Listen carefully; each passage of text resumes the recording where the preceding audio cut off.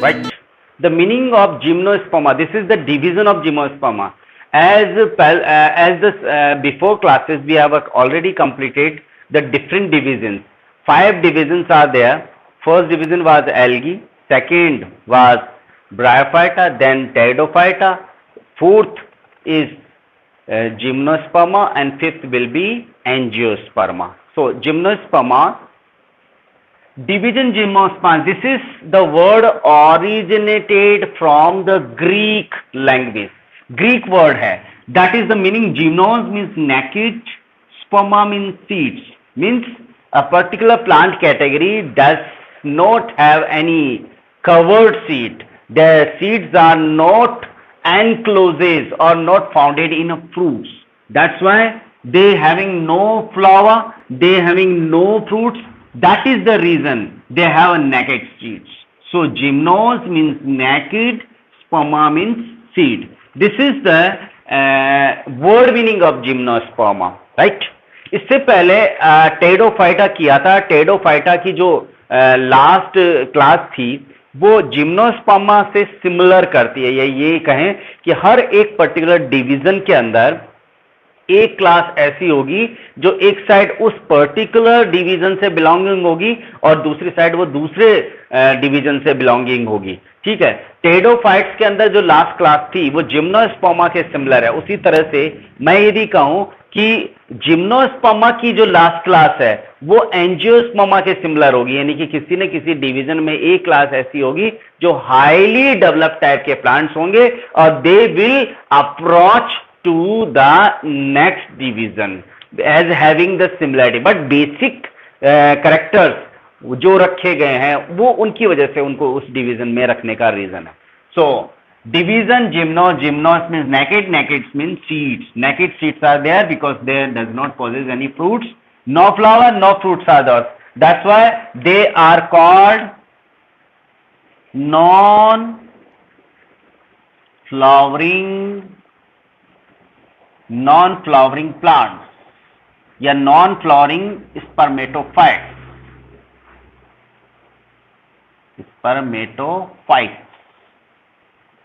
Spermatophytes का मतलब होता है the plants that does not possess any kind of मतलब स्पर्मा का मतलब तो सीड होता है, फाइट्स मतलब प्लांट्स, यानी कि इनके अंदर सीड्स तो होंगे बट इनके अंदर क्या नहीं होगा, इनके कवर्ड सीड नहीं होंगे. तो ये सीड्स यहां पर कवर्ड नहीं है, तो हमने इसको सबटाइटल दे दिया.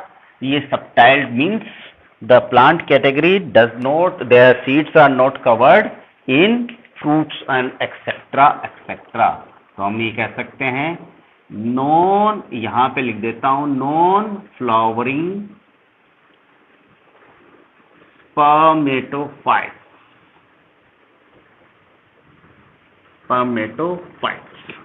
ठीक है. अब हम बात करें इसकी different categories, the aspect of featuring, basic features of the gymnosperma. Developed plants, developed क्यों बोला है? Already we have a knowledge about the pteridophytes. The pteridophytes plants was the first vascular land, fully land plant. But they does not possess a strong stem. उनकी body में strong stem नहीं है. जब strong stem नहीं है तो basically वो सीधे खड़े नहीं रह सकते, क्रीपिंग लाइक स्ट्रक्चर्स कहते हैं, राइट? तो ये क्रीपिंग फिनोमेनन होने की वजह से दैट्स व्हाई कॉल्ड टेडोफाइट्स को हमने बोला था Reptilia of the plant kingdom. But gymnosperms having a strong stem, strong leaves and a strong roots. ये तीनों रख रहे हैं because of they have a strong vascular tissue, xylem and phloem. उनमें जाइलम एंड फ्लोएम मौजूद होते हैं. तो हम ये कह सकते हैं डेवलप्ड वैस्कुलर प्लांट्स. ये डेवलप्ड वैस्कुलर प्लांट्स है, इसका मीन्स हुआ they have xylem and strong phloem. Xylem भी होता है एंड फ्लोएम दे हैविंग. तो जाइलम और फ्लोएम दोनों उसमें होता है. मैं यहां पर एक स्टार पॉइंट लगा के छोड़ूंगा, वो स्टार पॉइंट हम बाद में करेंगे, अभी हम इसका इंट्रोडक्शन पार्ट कर रहे हैं. ठीक है, याद रखना. तो developed plants, different forms, shrubs, herbs and tree. Herbs कहते हैं जिनकी हाइट 1 मीटर से नीचे होती है जमीन के आसपास। श्रब्स जिनकी हाइट 1 मीटर से 4 मीटर तक होती है, ब्रांचेज 1 मीटर से 4 मीटर तक होती हैं। और 4 मीटर से ज्यादा की हाइट और ब्रांचेस इससे ऊपर हो तो उसको कहते हैं ट्री। ट्री में दुनिया का सबसे बड़ा ऊंचा ट्री है जिसकी मीटर हाइट 100 से 200 मीटर्स तक है। माउंटेन और कोल्ड रीजन्स के अंदर ये फाउंड होता है। स्क्वायला यानी जो स्क्वाय है वो स्क्वायर रेड वुड ट्री। ये रेड वुड ट्री दुनिया का सबसे बड़ा ट्री है। Develop plants root stem and leaves they having. Roots tap root है। टैप रूट्स को हम कह सकते हैं यहां पर ब्रांच रूट्स। ये टैप रूट दिखती कैसे हैं? टैप रूट दिखती हैं ऐसे, एक मेन बेसिक प्लांट का स्टेम और उस मेन बेसिक प्लांट के स्टेम से इस तरह से रूट निकल रही है और वो रूट है वो आगे से आगे डिवाइड होती जा रही है, आगे से आगे ब्रांच होती जा रही है। Such like of the roots called tap root. इस तरह के प्लांट्स में ये जो टैप रूट हुई, that's why they have a strong stamina to stand. वो स्ट्रॉन्ग स्टेमिना है उनकी बॉडी में। सबसे अच्छी बात जिम्नोस्पर्म की सबसे अच्छी बात है कि सिम्बायोटिक एसोसिएशन होता है। आपने 9th क्लास में पढ़ा है, 10th क्लास में पढ़ा है।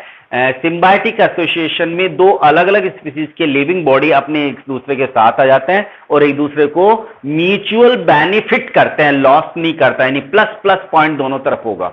लीचेंस हमने पढ़ा है, लीचेंस के अंदर एल्गी और फंगस दोनों similarly symbiotic relation, mutual relationship करते हैं to having mutual benefit to each other, mutual benefit कर रहे हैं। यहां पर the roots of gymnosperma having a association for symbiotic, for mutual benefit to, and root with fungus, root of gymnosperma with fungus make associate, symbiotic association, that association called mycorrhiza, right?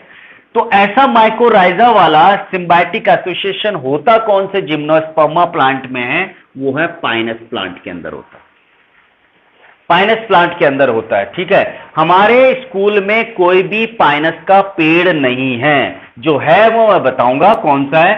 तो Pinus plants की roots पे fungus होती है, old roots पर fungus होती हैं और वो ओल्ड रूट्स पे जो फंगसेस होती हैं वो बेसिकली क्या करती है? म्यूचुअल रिलेशनशिप बना के रखती है। जितनी भी पुरानी रूट्स होती है वो वाटर एब्जॉर्प्शन नहीं करती, तो वाटर एब्जॉर्प्शन करने के लिए, मिनरल्स और डिफरेंट प्रोटेक्शन लेने के लिए फंगस वहां पर उसकी हेल्प करती है। तो Pinus plant and root of plant, root of Pinus tree make a symbiotic association with fungus, right?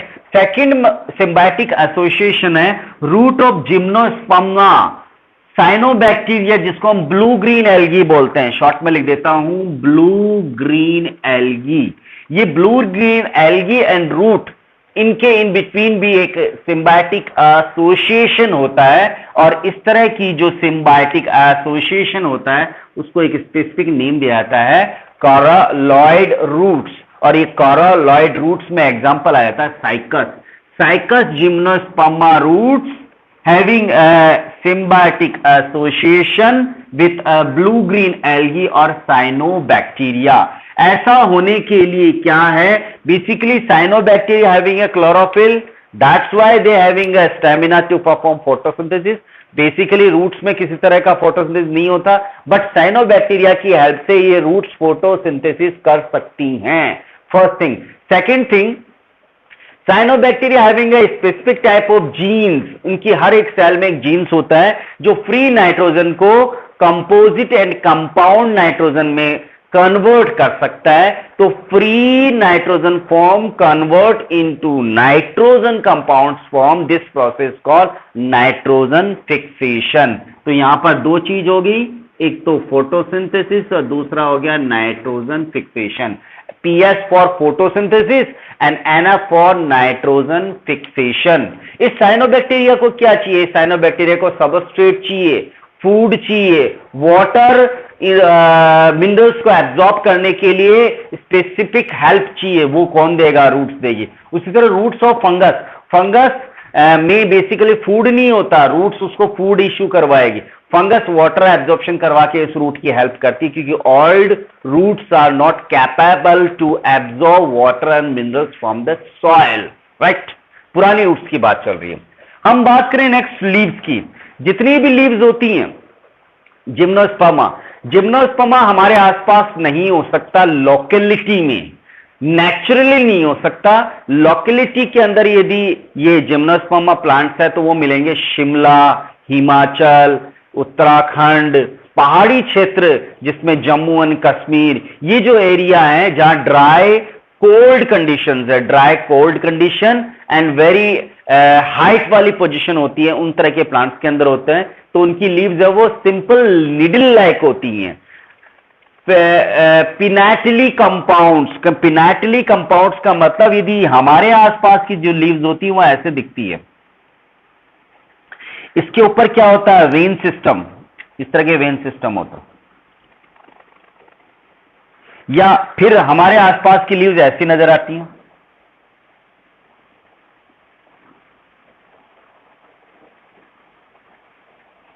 इस तरह की लीव्स होती हैं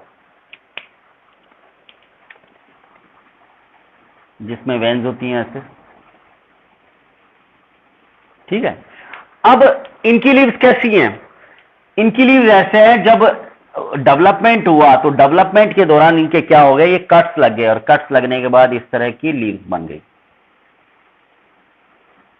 नया स्ट्रक्चर सामने आ गया आपके। इसको कहते हैं, कटिंग लगने को पिनैटिली कहते हैं। कंपाउंड, यदि सारी की सारी वेन एक ही जगह पे हो तो इस तरह का फिनोमेनन, इस तरह का स्ट्रक्चर बन जाता है।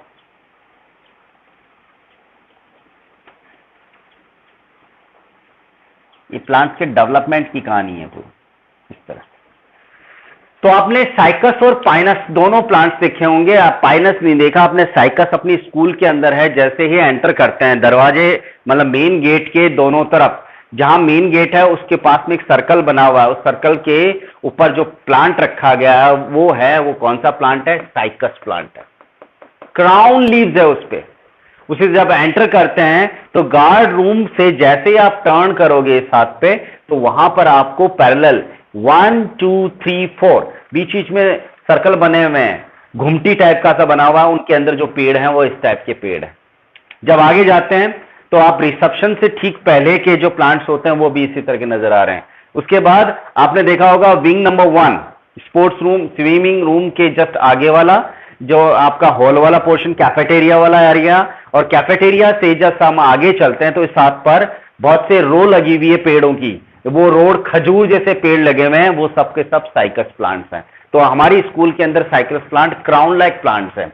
उनकी लीव्स देखोगे तो लीव्स बड़ी स्पाइनी लीव्स है। ये स्पाइनी लीव्स क्या करती है? इस स्पाइनी लीव्स के अंदर फायदा क्या है? उसमें शक्कन स्टोमेटा होते हैं, बिकॉज ये जो प्लांट्स होते हैं वो ड्राई और बहुत ही ड्राई कंडीशंस में होते हैं, जहां पर पानी बहुत कम होता है। कोल्ड तो बोल रहे हैं शिमला एरिया के अंदर, पर बारिश के दिनों में वहां पानी रुकता ही नहीं है, जमीन में स्लॉप होने की वजह से वो नीचे की तरफ आता है। माउंटेन एरिया के आसपास जहां पर वैली होती है वहां पे आता है, तो वहां पे प्लांट नहीं रुकेगा। इस वजह से वहां की जो लीव्स हैं वो अडाप्टेड हो जाती हैं। अडाप्टेड होने की वजह से वहां पर कवरिंग होगी, क्यूटिकल वैक्स कवरिंग, जिससे उससे वाटर लॉस ना हो, ट्रांसपिरेशन को रोकने के लिए ऐसा किया जाता है। सक्कन स्टोमेटा, जो स्टोमेटा होते हैं वो लीव्स के ऊपर की तरफ नहीं होते, नीचे की तरफ होते हैं, और नीचे की तरफ भी क्या होता है? गड्ढों में होता है, पिट्स। उन स्टोमेटा का डायरेक्ट कांटेक्ट किससे ना बने? एयर से ना बने, क्योंकि ऐसा होने से वाटर लॉस हो सकता है, और इन प्लांट्स के अंदर या उस क्लाइमेटिक एरिया के अंदर वाटर का बहुत क्राइसिस होता है। That's why they having specific types of adaptations in their leaves. वो लीव्स के अंदर ये अडाप्टेशंस होता है। स्टेम की बात करें, स्ट्रॉन्ग है, हार्ड है, लॉन्ग है, ये सभी हैं। और इवन इनके साथ साथ strong stems are also covered with specific type का स्केली स्ट्रक्चर। वो स्केली स्ट्रक्चर आप आसानी से देख सकते हैं इन प्लांट्स के ऊपर। कभी हाथ घुमा के देखिए, बड़ा लगता है कट लग सकते हैं। तो ये सब क्या है, वो स्टोमेटा के स्पेसिफिक टाइप के कवरिंग्स हैं जो इनको कवर करके रखेंगे कि लीव्स पे स्टोमेटा नहीं होते, स्टेम्स में भी स्टोमेटा होते हैं। These stems are modified to stop the transpiration having a specific type of scaly structure. Scales होते हैं वो scaly structures से covered रहते हैं, right? Stems हैं वो branched भी हो सकता है और unbranched भी हो सकता है। उसके अकॉर्डिंग इसकी दो क्लासेस बनाई गई है। ब्रांच्ड हो तो ऐसा जिसको हम क्रिसमस ट्री कहते हैं, देवदार के ट्री शिमला एरिया में, और ये अनब्रांच्ड जो आपकी स्कूल के अंदर है, तो इस तरह से। उसके बाद बात करें अपन इसके जनरल चीजों पे आ जाएं। मैंने स्टार पॉइंट लगा के छोड़ा था यहां पर ये बात है कि they are strong and developed type of vascular plants having xylem, developed xylem and developed phloem. But in xylem के अंदर 4 कंपोनेंट में से एक कंपोनेंट इसमें भी एब्सेंट है, और फ्लोएम में 4 में से एक कंपोनेंट फ्लोएम में भी एब्सेंट है। ये चीज एक सिमिलैरिटी शो कर रही है टेडोफाइट्स को जिम्नोस्पर्मा से। Xylem or phloem are so strong type as similar to the pteridophytes, but pteridophytes के अंदर भी xylem में एक कंपोनेंट एब्सेंट था और phloem में भी एक कंपोनेंट एब्सेंट है। मैं xylem के ठीक सामने रख देता हूं कौन सा है वो एब्सेंट है। लैक क्या क्या है, लैक ऑफ वेसल्स, और phloem में लैक ऑफ C2।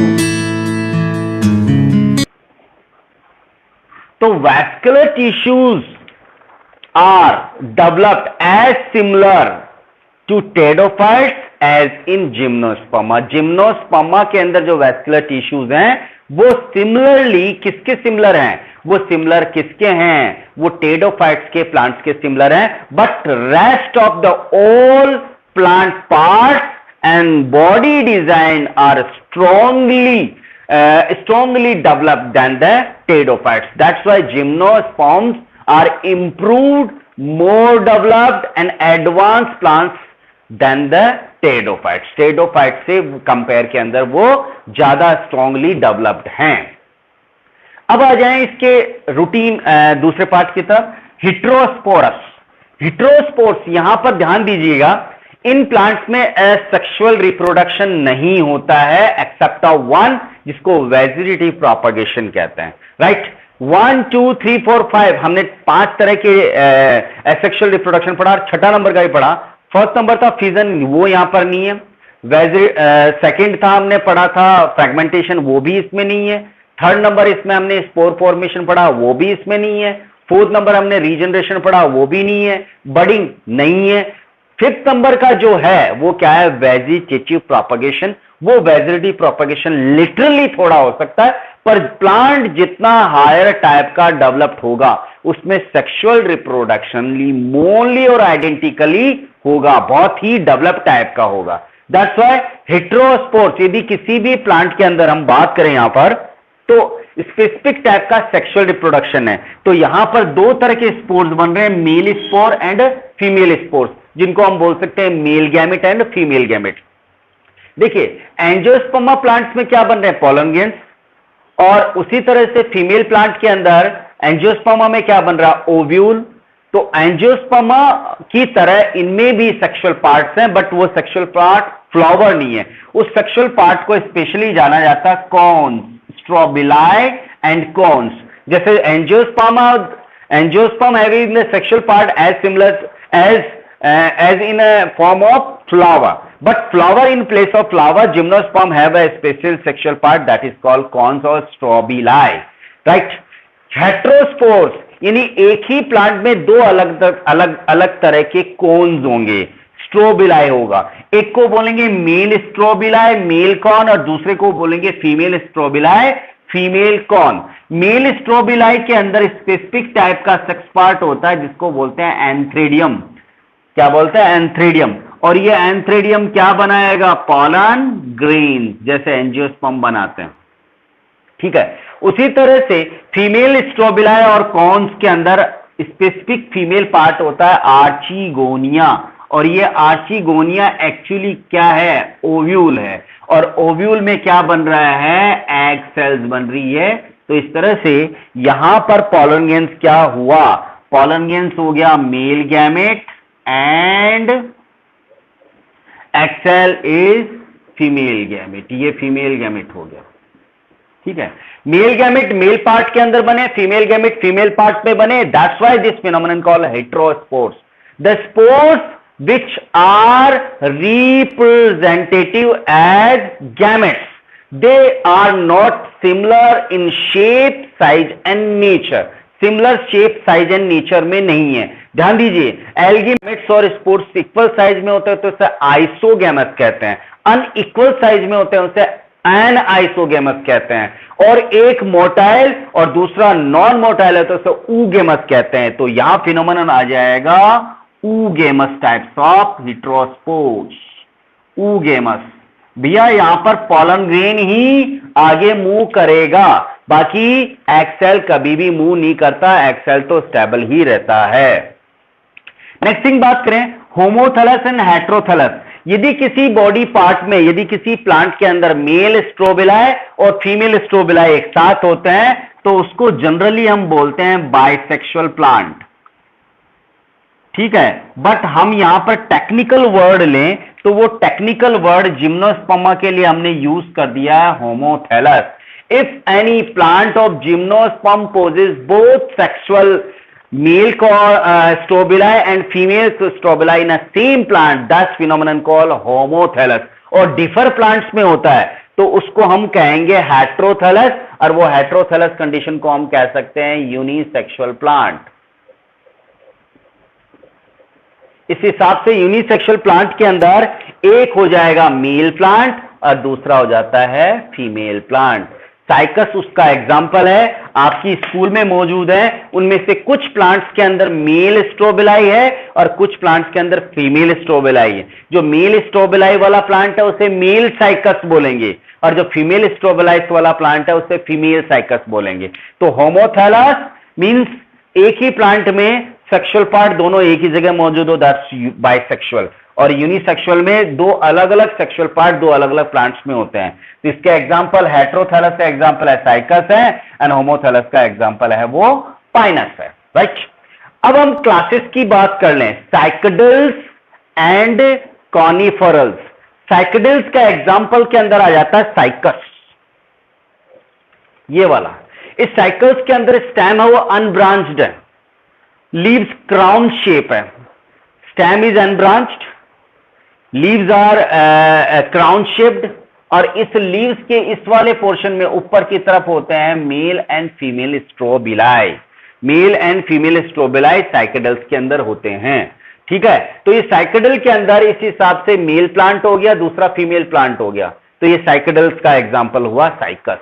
पाइनस में क्या है, कॉनिफरल्स है। इन कॉनिफरल्स में देखिए स्टेम के ऊपर जो लीव्स लगी हुई है वो लीव्स एक तो क्राउन शेप नहीं है, ये कॉन्स फॉर्म में है, कॉन्स।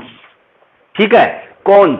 तो इन कॉन्स को हम कह सकते हैं पाम ट्रीज, और जनरली आप देख सकते हैं क्रिसमस ट्री को हम इसके अंदर एग्जांपल ले सकते हैं। देवदार, शिमला में पाए जाने वाले देवदार, आसाम टीक, टीक प्लांट, देवदार and Pinus, like a conical shape, बिल्कुल ट्राइंगल शेप में प्लांट्स होते हैं जिनके अंदर स्टेम्स है वो ब्रांच्ड होते हैं। That plants belonging examples are Pinus, deodar and teak. Teak plant भी होते हैं इनके अंदर। तो ये प्लांट यहां पर एग्जांपल हो गए कॉनिफरल्स के। ऑफ जिम्नोस्पर्म्स,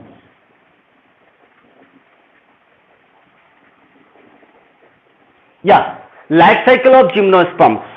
मेन प्लांट, ध्यान से देखिए, पहले मैं कैटेगरी बना देता हूं यहां पर। First thing diplontic, alternation of generation, alternation of generation. Alternation of generation के अंदर देखें आप कि बेसिकली ये पार्ट प्लांट है वो डिप्लॉयड पोजीशन में होता है, इसको स्पोरोफाइटिक कहते हैं।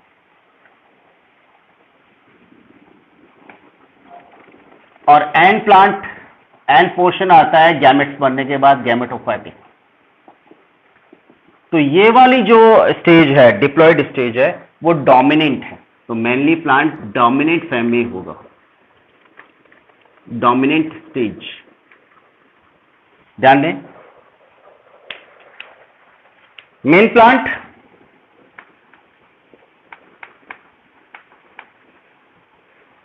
मेल स्ट्रोबिलाई, मेल स्ट्रोबिलाई के अंदर बनते हैं एंथ्रेडियम, एंथ्रेडियम में बनेगा पॉलन ग्रेन्स। गैमेट्स बन रहे हैं तो यहां पर ध्यान रखना पॉलन ग्रेन्स एन ही होगा, मियोसिस हो रहा है ना। फीमेल स्ट्रोबिलाई, फीमेल स्ट्रोबिलाई के अंदर जो स्ट्रक्चर्स होते हैं दैट्स कॉल्ड आर्चिगोनिया, और इसमें होते हैं ओव्यूल्स, और ओव्यूल्स क्या बनाती हैं, एग सेल्स, ठीक है। और इसी के अंदर एक स्पेसिफिक टाइप की सेंट्रल सेल होती है, तो एग सेल भी हैप्लॉइड और सेंट्रल सेल भी हैप्लॉइड, ठीक है। पॉलन ग्रेन्स अब ये क्या करेंगे, ये गैमेट्स बन गए, अब पॉलन ग्रेन्स का क्या होगा, ट्रांसफर होगा इसमें आर्चिगोनिया में। पॉलन ग्रेन्स का ट्रांसफर जब इसमें होता है तो दैट्स कॉल्ड पॉलिनेशन। ऐसा होने के बाद में पॉलन ग्रेन्स से निकलने वाले mail gamete and egg cells में जो मौजूद है फीमेल गैमेट, दोनों में क्या हो जाता है, फर्टिलाइजेशन। ये इंटरनल फर्टिलाइजेशन हो रहा है, जिसके अंदर पॉलन ग्रेन का अंदर से पॉलन ट्यूब निकल रही है, पॉलन ट्यूब के थ्रू है वो पॉलन न्यूक्लियस को एग तक पहुंचाया जा रहा है, और ऐसा होने से क्या बन रहा है, ऐसा होने से बन रहा है जायगोट। जायगोट किसमें बन रहा है भाई, आर्चिगोनिया में, ओव्यूल में, ठीक है। आर्चिगोनिया ओव्यूल अब डिस्ट्रॉय हो जाएगा, जायगोट से क्या बनेगा, एम्ब्रियो, एम्ब्रियो। और ये जो जायगोट कहां मौजूद है, इन ओव्यूल। एम्ब्रियो किसमें, इन ओव्यूल। तो जैसे ही एम्ब्रियो बनेगा, अब ये एम्ब्रियो किसकी तरह बिहेव करेगा, बिहेव लाइक सीड, सीड। अब ये सीड का क्या होगा, जर्मिनेशन, और सीड जर्मिनेशन होने के बाद वापस से वही रिपीट स्थिति आ जाएगी। अब यहां पर ध्यान दीजिए आप, मेन प्लांट डिप्लॉयड है, गैमेट बनते टाइम पर मियोसिस होता है, ध्यान रखना। वापस कौन सी कंडीशन आ गई, हैप्लॉइड कंडीशन, ये हैप्लॉइड, ये हैप्लॉइड कंडीशन आ गई। हैप्लॉइड कंडीशन के बाद में ये फ्यूजन ऑफ गैमेट्स होने के बाद वापस कौन सी कंडीशन आ गई, डिप्लॉयड, एम्ब्रियो भी डिप्लॉयड, सीड भी डिप्लॉयड। तो बहुत ही कम टाइम के लिए, बहुत ही कम टाइम के लिए हैप्लॉइड पोजीशन है, बाकी रेस्ट ऑफ टाइम कौन सी स्टेज रहती है, diploid. That's rotation of diploid और हैप्लॉइड कॉल्ड डिप्लॉन्टिक, इसको डिप्लॉन्टिक स्टेज कहते हैं।